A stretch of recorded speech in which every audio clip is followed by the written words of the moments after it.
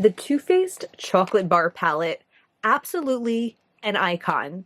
I've had this palette in my life for the past nearly 10 years. I haven't used it in many years, but I've always thought of it very fondly. And it's the palette that I had when I learned about transition colors. And maybe you can see where I'm going with this.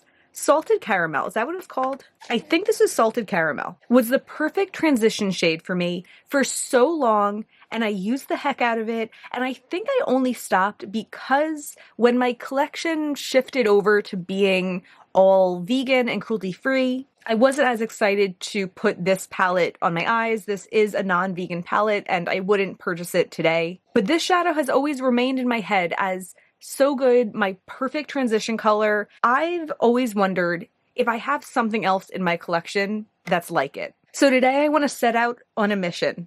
I guess A, to try to get a good swatch of this, even though it's so in there. And B, to see what else I have that's comparable to this. Because even though I think I have a lot of transition colors, I don't have a lot that feel perfect. And this one has always felt perfect for me. I do plan to go through all of my palettes as well as my single shadows. I would love if the perfect comparable shade was a single shadow, but I'm open to seeing what I have. Maybe we could find like a best palette edition and a best single shadow edition, but there might be a lot of searching. So let's get right in.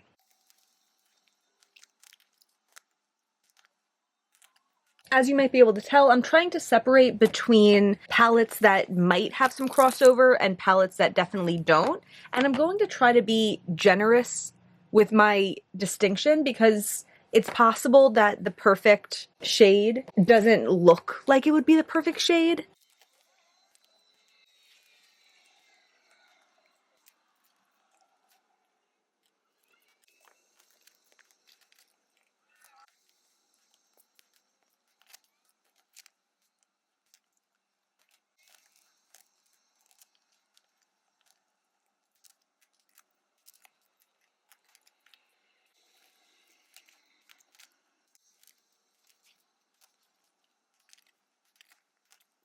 Okay, and that was all of my palettes. I do plan to do a big palette declutter soon. I recently did a big palette collection video, but I'm happy to be doing this beforehand because it could change my opinion about a palette that I thought I wanted to get rid of. I have a big pile of palettes that could have a comparable shade. I'm just going to start going through them and swatching out. We're going to start with the Glamlight Red Velvet palette. I think this is going to be too dark and pink. Yep. BH Cosmetics Opal for October. Much too light and orange. Natasha Denona Nudes palette. Too light peachy. Something about this Too Faced color, it's just like, it's warm, but it's also mauve, but it's also very neutral. The Chocolate Martini palette. Much too pink. ColourPop 5-pan palette. Much too light. ColourPop Cancer Quad. It is very different, but something about that does feel like the same depth. Like that's the first one that made me stop for a second so far, but clearly nothing, nothing else like it. BH Cosmetics Blueberry Muffin palette. Super light and peachy. Carly Bible and BH Cosmetics palette. This darker one is a little bit closer. That's probably the closest one we've had so far. I wiped away all the ones that were a definite no and just left that Carly Bible one and our original swatch. KVD Shade and Light Eye palette. Much too gray. Menagerie Flight Club palette. Much too purple. Juvia's Place Afrique palette. I thought this might be it, but this is barely coming up. Okay, on the second swatch, it does layer to be a little bit more similar, but I still think this Carly Bible one has it beat. Elf and J. Kissa, round one. Much too yellow. Nabla Secret palette. Both of these are too dark, and one's too pink, one's too yellow. Lime Crime Venus Volume 1. Much too gray. Norvina Volume 4, I think. Oh, that one's in the similar ballpark. Yeah, I think this one might be the most similar. Looking at it compared to this Curly Bible one, I think that one's just a smidge too orange, and this one's a really similar tone, just a little bit lighter. So I'm going to say A4 from this Norvina palette is the front runner at the moment. Norvina Volume 5. This one's too mauve.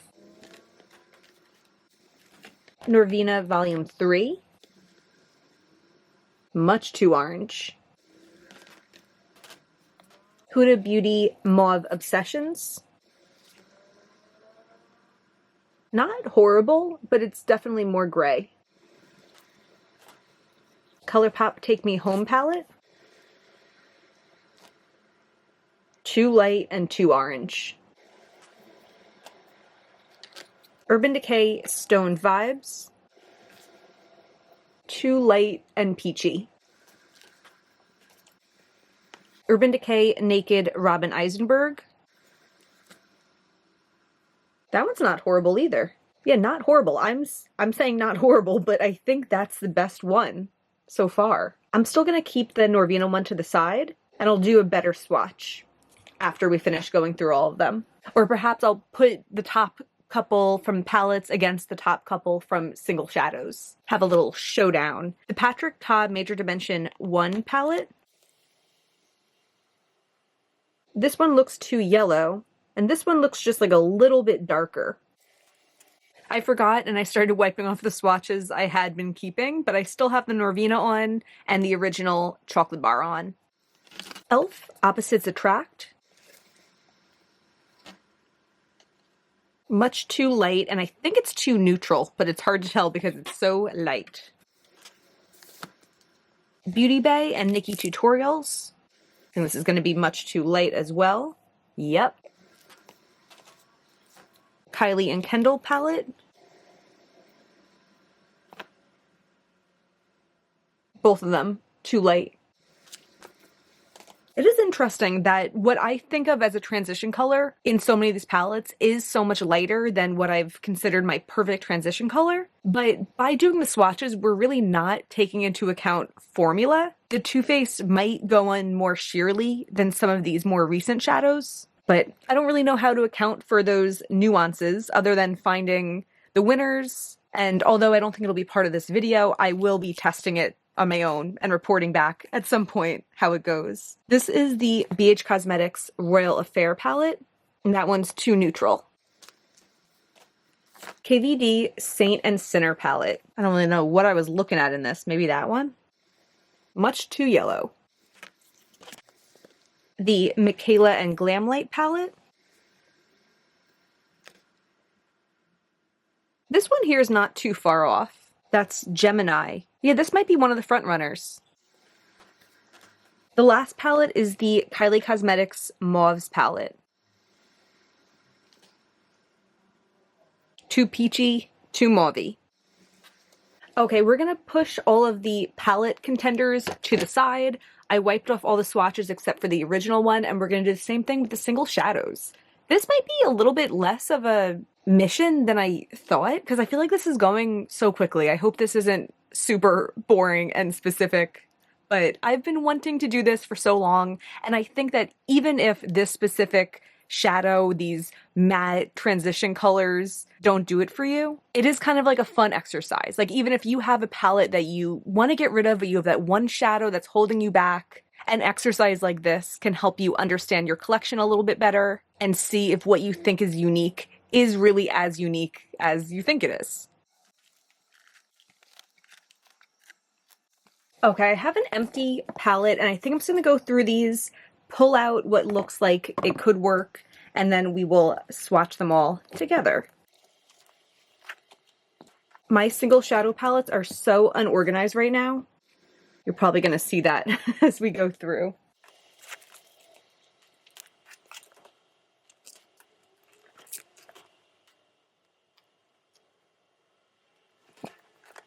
Imagine I don't have a dupe for this. Oh, here's a little sea of them. My current palette for the month.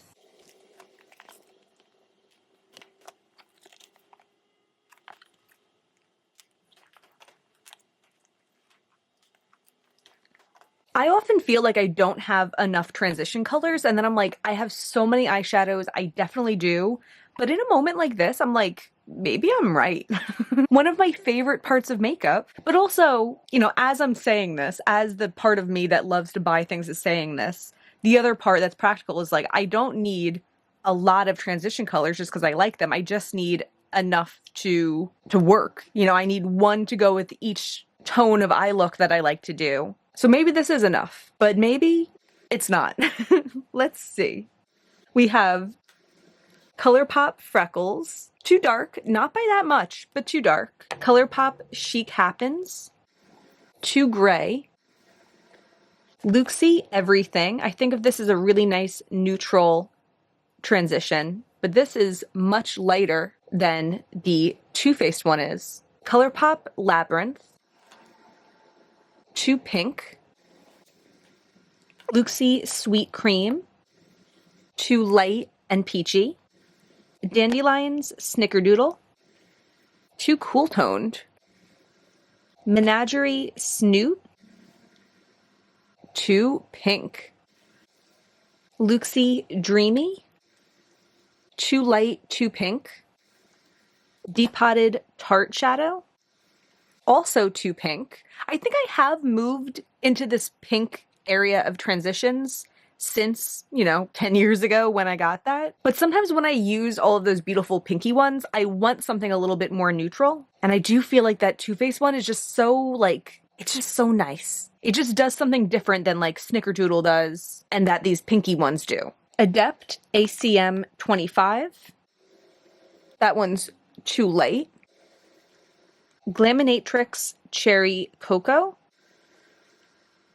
That one's kind of like almost berry-ish in tone in comparison. And I can't believe we're on the last one. I don't have much hope. This is Luxie Sweetheart, which I know I love wearing in my crease. But yeah, that is way more like electric pink than the Too Faced one is. I can't believe it. I don't think any of these single shadows are contenders for it. I'm in disbelief.